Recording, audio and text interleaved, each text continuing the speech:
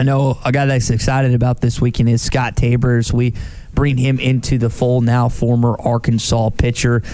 Scott, talking about Tim Corbin, him and Dave came at the same time, and as Clay just said, they're not the best of friends. There's a little bit of a rivalry between the two schools. What makes Corbin a good coach?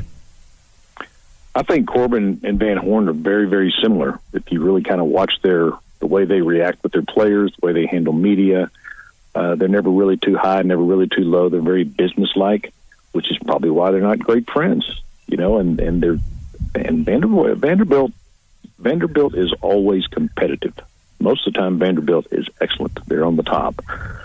This year, they're having a little bit of a down year, and it doesn't mean they're a bad team. It just means everything hasn't gone right like it has before. They're not as dominant on the mound with a couple of starters that are just untouchable.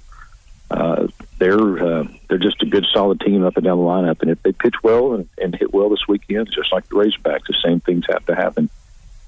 Hit with runners in scoring position, throw a lot of strikes.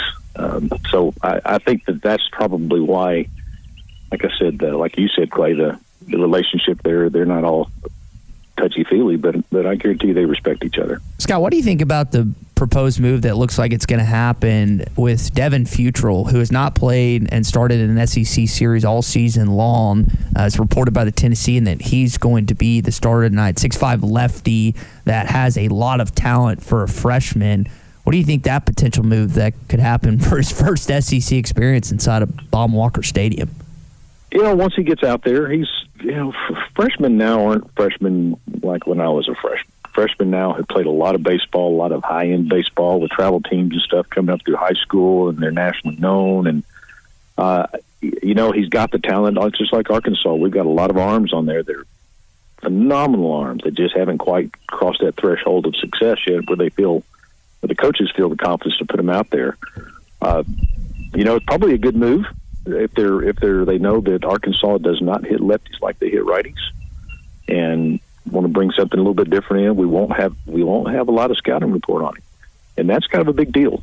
They with TrackMan, with velocities and spin rates and all the things and video of them in ball games. So they're going to be going in and they're just going to have to play regular old school baseball and see the ball and hit the ball. So it can get interesting. Maybe the crowd coming to Arkansas and having a crowd that affects a game the way we do could be the tipping point to get him out of there and get into their bullpen. So it's probably a pretty cool move. I like to see him throw. You do have some tape on Enrique Bradfield, who Dave called yesterday the best leadoff guy in all of college baseball. He's still home at already points at a point this season. I know Casey threw him out in Hoover last year. What does Michael Turner have to do this weekend to keep him at bay? Well, Michael Turner has to just have good mechanics. If a lot of it is where you catch the ball and how quick you can get your feet around. And it's not on Michael Turner as much as it's on the pitching staff. The pitching staff has to be very, very aware when he's on base. They need to change their timing up a little bit, hold the ball a little bit longer, quick pitch the ball a little bit quicker, not quick pitch, but slide step. Pitchers, most bases are stolen off the pitchers and not stolen off the catchers. You have some catchers that are just phenomenal throwing guys out, but those are few and far between. Even the big league catchers, if they get 1 out of 3, that's in their Hall of Fame. So pitching staff or anything else, Turner needs to, for one thing, make sure that his pitchers are aware of who's on first base or who's on second base or on third base, because a lot of times, as a pitcher, you get locked into, I'm just going to work on the hitter. You get a guy on third base and you don't even look at him. And if you don't look at him and they watch and you don't look at him, and believe me, they study film. And if this guy's a base stealer, he studies a lot of film because every pitcher has tendencies. So they need to break their tendencies a little bit and make him think. Scott, the Vanderbilt kind of line you laid out earlier, this is going to be a really competitive team. They aren't top 5, top 10, but they do have a top 5 RPI. When you look at where Arkansas is right now vying for a national seed, how important is it for them to get 2 or 3 this weekend? I think that's a little bit overblown. And I guarantee you Van Horn's not going, hey, we need to do this, so we can get our RPI up. They're not looking to get an RPI up. They're looking to win games. They want to win, first of all, they want to win the SEC West. Then they want to win the SEC tournament, win the overall. Then they want to go to a regional. They want to win the regional. So they're not looking at RPI. if you win ball games, all of that takes care of itself. The people that watch that are people like you and I and Clay. I don't watch it, but I'm sure some people do. And you read all over the internet, all the RPI is going to catch them. But if you just win and win your series, things will take care of themselves. Scott, I want to dive back into something you said earlier, and I think it's worth going a little deeper. Tim Corbin and Dave Van Horn are not similar in the way they handle media. Tim he'll do anything he can not to do an interview, and when he does, he can give one-word answers. And Dave is just the opposite. His interviews are unbelievably detailed. He's a straight shooter. You find out exactly what's going on. He does not mind talking about his players. He talks about what they need to do, how they need to change, what's going through their minds. I mean, he's really, really good. And Corbin is just the opposite, and he comes across as a bad loser. In fact, he probably is the least favorite of the media in the SEC, which is really kind of sad because they've won so many games. He's got no reason to do that. But I'll give you, for example, Arkansas beat them in the SEC tournament last year, did not play them in the regular season. And he was asked 2 questions in the media room, answered both of them with one-word answer, then got up and left. And that's pretty much standard quote. So, well, then I retract my statement. I thought you might.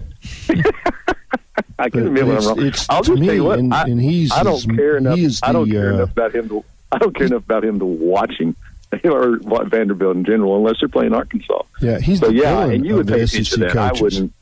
Yeah, well, yeah. For one thing, he's good, and he's got the advantage of the fact that scholarships are not a problem.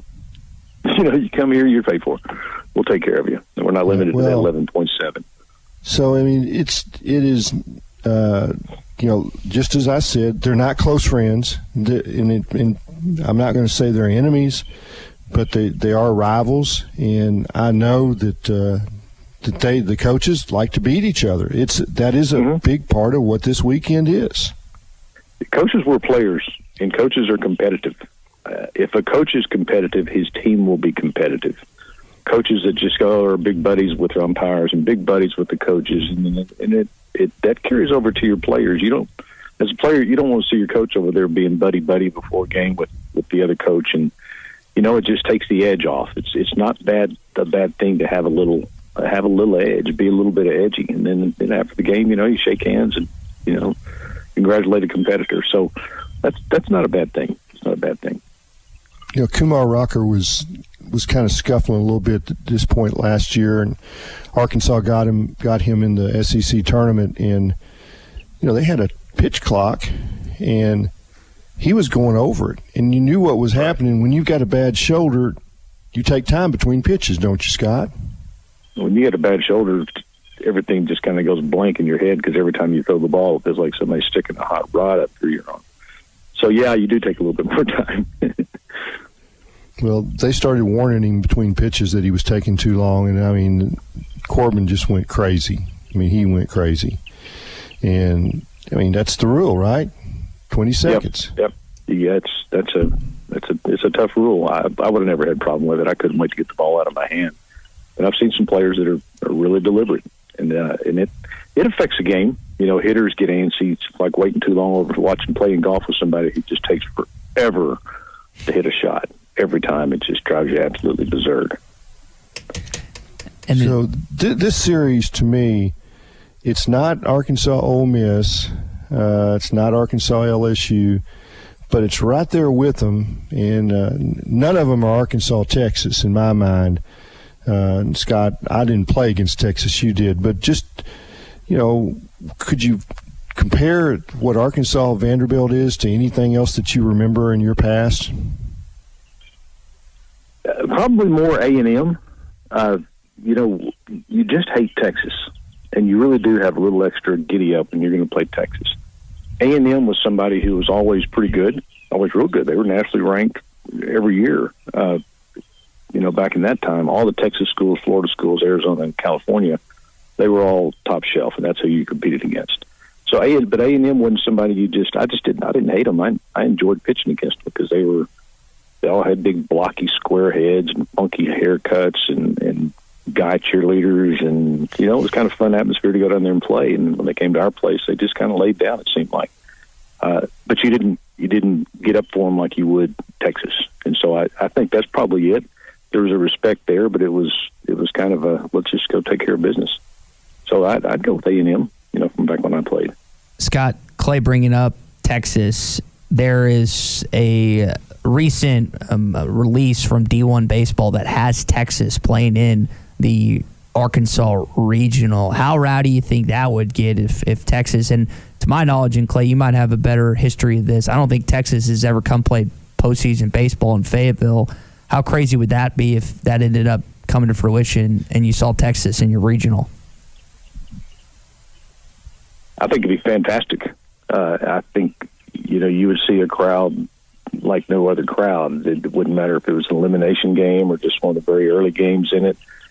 Anytime it's Arkansas, Texas, older guys like me and Clay, you have that feeling, you have that remembrance, and it'll bring out fans that probably wouldn't come. I'd rather sit home and watch it on TV, but it'll be rowdy, especially since they're going to come to the SEC. And so it'll be kind of a prequel for them coming in, here's what you're coming into, boys. And so it should be, and they've got a good team this year. They've got a really strong team. Yeah, I would like to throw out the first pitch for that one so I could turn and do downward hook them. Well, Clay, two fists. Clay, I think your first bullpen, your first action, I think that you've earned that. They'll probably let you do that. Yeah, I'd like to throw out the first pitch. Maybe we can have a tandem. That'd be awesome. It wasn't. It wasn't George W. in 2001, Clay, but it was pretty stinking close. I mean, he piped that sucker down the middle. A little drop on it. Yeah, that's a ground ball. Had some change up. Had some curve on it. Ty, he would have tied you up he would have tied you into a whole knot with that pitch. No, he would have thrown at my back or head. He's already been very, very open about that, which we wouldn't want. We wouldn't want me to get hurt. Yeah, that's right. I'm effectively wild. Yeah, it would just happen to effectively wild. Be my back. Luke Lelouch. Scott, last question for me. If Clay's got something else, I'll let him do it. But senior night, this is an emotional night for a lot of young men, and it's going to be on Saturday. What do you remember about your senior night back in the day? Well, I can tell you one thing I do remember is we don't have a senior night back then because we didn't have lights. We did everything during the daytime, so there was no senior night. And I'm pretty sure, I don't think that we had a big senior ceremony. I certainly don't remember it. I don't remember us having any kind of ceremony. Budgets were a little bit different back then, so there wasn't a lot of room for, we'll do this and this and get you a plaque and bring your parents in and have a reception. And, it may have recognized us to the 74, 73, 74 people that were there. This is just one of our seniors, and we're like, yeah, a couple of claps. But it wasn't as big a deal back then. We had to, Coach Bryan had to account for every baseball. We chased every ball down Razorback Road. Every foul ball had to come back. There's no tossing balls to the stand to the kids. It was a whole different time in the baseball era. It was the very beginning of the beginning. And, very proud to have been part of that. But see where it is today, where everything is celebrated. Every strike is celebrated, and every home run is the best things to ever happen. And, it's just come to a great pinnacle, and it's fun to watch. My time at Arkansas was special and always will be special. And I'm very proud to have been part of that. I figured you were going to say that what you do remember of senior night happened at Maxine's. That may be true, but I won't remember that because I'm having a senior moment, and I choose not to talk about that. Clay. Okay.